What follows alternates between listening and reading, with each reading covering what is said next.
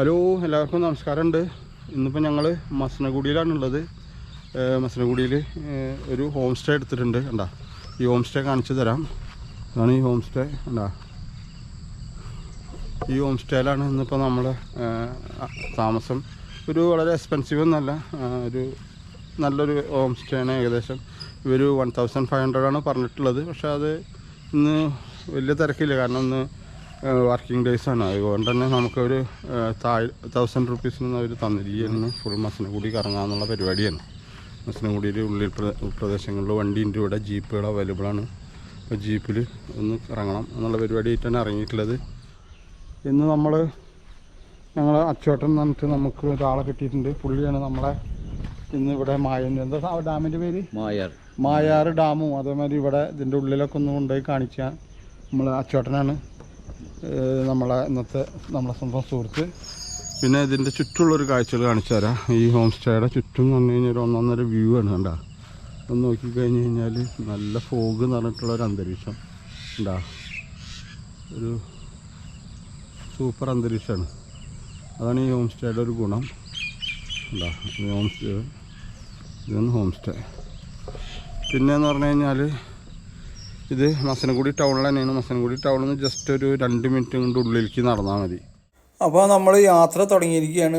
നമ്മളൊരു ഫോറസ്റ്റിൻ്റെ ഉള്ളിൽ കൂടെയുള്ള യാത്രയാണ്. റോഡുകളൊക്കെ നല്ല റോഡാണ്. ശരിക്കും പറഞ്ഞാൽ ഞങ്ങൾ ഇപ്പോൾ പോയിക്കൊണ്ടിരിക്കുന്നത് ഒരു ഡാം കാണാനാണ്. ഡാമും അതിൻ്റെ പരിസരങ്ങളൊക്കെ കാണാനുള്ള ഉദ്ദേശത്തിലാണ് പോകുന്നത്.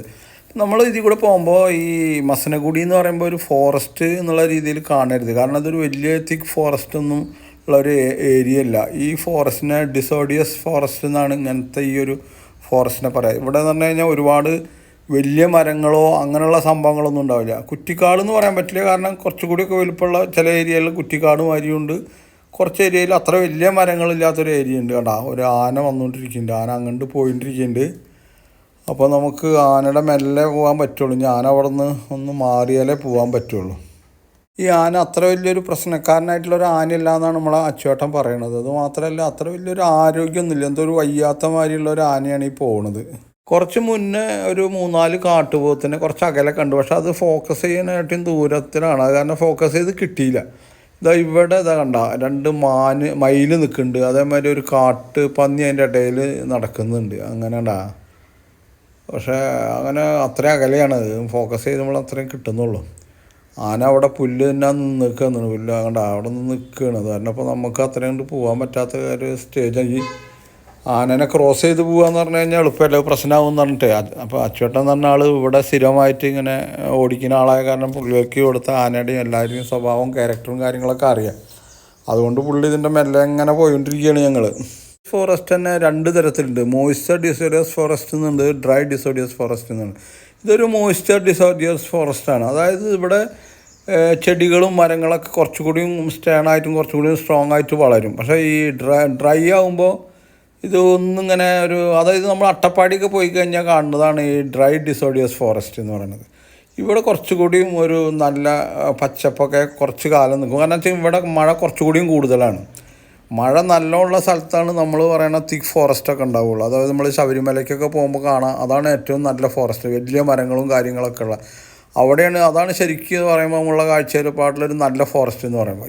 ഇങ്ങനെ ഈ അട്ടപ്പാടി അല്ലാച്ചെങ്കിൽ ഈ മസനഗുഡിയൊക്കെ വരുമ്പോൾ അതിൻ്റെ സ്റ്റൈല് മാറി. ഇവിടെയൊക്കെ മഴ കുറവാണ്. അതുകൊണ്ടാണ് ഇതിനിങ്ങനെ ഡിസോഡിയസ് ഫോറസ്റ്റ് അല്ലാച്ചെങ്കിൽ മരങ്ങൾ വളരെ കുറവാണ്.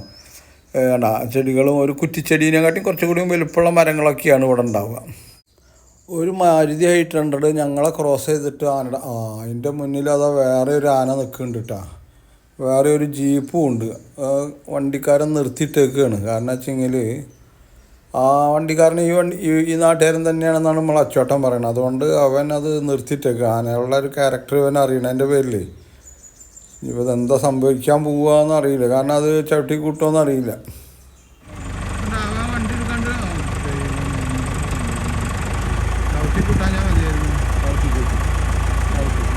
ചവിട്ടോ, അത് ആക്ഷൻ നോക്കി ചവിട്ടോ. ഇപ്പൊ ചവിട്ടോ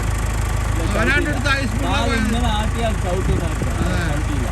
രക്ഷപ്പെട്ടാവന്റെ വണ്ടി അവന് സ്പീഡിലാണ് പോയാൽ മതി. വേഗമാ പോയിട്, ശീക്രമാ പോയിട് അണ്ണാ, ശീക്രമാ പോയിട്. ഓക്കെ. ഇനി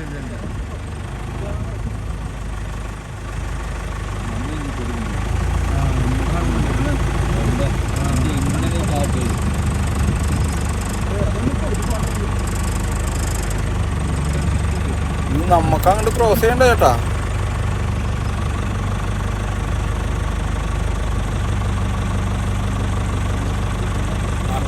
ഒരു 1.5 കൊമ്പനാണ് നല്ല നീളമുള്ള കൊമ്പ.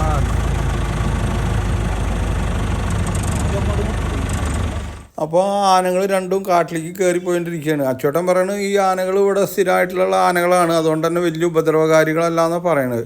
അപ്പോൾ ഇത് ഈ വഴി എന്ന് പറഞ്ഞാൽ നമ്മൾ മായാർ ഡാമിലേക്ക് പോകുന്ന വഴിയാണ്. അപ്പോൾ നമ്മൾ മായാർ ഡാമിലേക്ക് പോവുകയാണ്. ആ ഏരിയ എന്ന് പറഞ്ഞാൽ കുറച്ചൊരു ഗ്രാമം, കുറച്ച് കാണാൻ ഭംഗിയൊക്കെ ഉള്ള ഒരു സ്ഥലമാണ് ഈ മായാർ ഡാമിൻ്റെ പരിസരമൊക്കെ. അപ്പോൾ അങ്ങോട്ട് പോയിക്കൊണ്ടിരിക്കുകയാണ്. കണ്ട ആനകൾ അങ്ങോട്ട് ഉള്ളിൽ പോയി. മായാർ ഡാമിൻ്റെ പരിസരമാണ് ഇത്. കണ്ട വളരെ മനോഹരമായിട്ടുള്ള ഒരു സ്ഥലം. കണ്ട കുറച്ച് അകലെ ഒരു കുന്നുപ്രദേശം, മലമ്പ്രദേശമൊക്കെ ആയിട്ട് അതേമാതിരി ചെറിയൊരു ഗ്രാമം കൂടിയാണ്. കണ്ട പശുക്കളൊക്കെ വളർത്തുന്ന ഗ്രാമീണരായിട്ടുള്ള ഒരാൾക്കാർ. അതേമാതിരി വളരെ നല്ല ഗ്രാമം, വളരെ ബ്യൂട്ടിഫുള്ളായിട്ടുള്ള ഒരു ഏരിയ ഉണ്ട് ഈ മായാർ ഡാമിൻ്റെ. മായാർ ഡാം എത്തിയിട്ടില്ല നമ്മൾ. മായാർ ഡാമിൻ്റെ ഈ ഒരു ഏരിയ കണ്ട വളരെ ബ്യൂട്ടിഫുള്ളായിട്ടുള്ള സ്ഥലം. ഇത് മസനഗുഡിയിൽ വന്ന മിക്ക ആൾക്കാർക്കും മൃഗങ്ങളെ അല്ലാച്ചെങ്കിൽ ഇഷ്ടപ്പെടില്ല. കാരണം വലിയ ഫോറസ്റ്റ് എന്നുള്ള രീതിയിൽ വരുമ്പോഴാണ് ഇവിടെ വന്നു കഴിഞ്ഞാൽ അതൊന്നും കാണില്ല. പൊതുവെ ആൾക്കാർക്ക് മൃഗങ്ങളെ കാണാൻ പോലും അങ്ങനെ പറ്റാറില്ല എന്നാണ് പറയണത്. പക്ഷേ ഞങ്ങൾക്ക് ഇവിടെ വന്നപ്പോൾ വളരെ ഭാഗ്യമുണ്ടായി. കാരണം തെറ്റില്ലാത്ത കുറച്ച് മൃഗങ്ങളെയൊക്കെ കണ്ടു. വളരെ മനോഹരമായിട്ടുള്ള ഈ മസനഗുഡിയും ഒക്കെ ഞങ്ങൾക്ക് ഇഷ്ടപ്പെട്ടു കേട്ടോ. പക്ഷേ പൊതുവെ ചിലർ പറയും മസനഗുഡി എന്ന് പറഞ്ഞാൽ ഈ പറച്ചൽ മാത്രമേ ഉള്ളൂ, അവിടെ ചെന്ന് കഴിഞ്ഞാൽ ഒന്നുമില്ല എന്നൊക്കെ പറഞ്ഞിട്ട് ചില റിപ്പോർട്ടുകളൊക്കെ ഞാൻ വായിച്ചിട്ടുണ്ട്. അപ്പോൾ ഇതൊക്കെയാണ് മസനഗുഡിയിലെ വിശേഷങ്ങൾ. അതേമാതിരി മായാർ ഡാമിലേക്ക് പോണ വഴികളുള്ള വിശേഷങ്ങളും കാഴ്ചകളൊക്കെ. അപ്പോൾ നിങ്ങൾക്കൊക്കെ എൻ്റെ ഈ ഒരു കൊച്ചു വീഡിയോ ഇഷ്ടപ്പെട്ട് കാണും എന്ന് വിശ്വസിക്കുന്നു.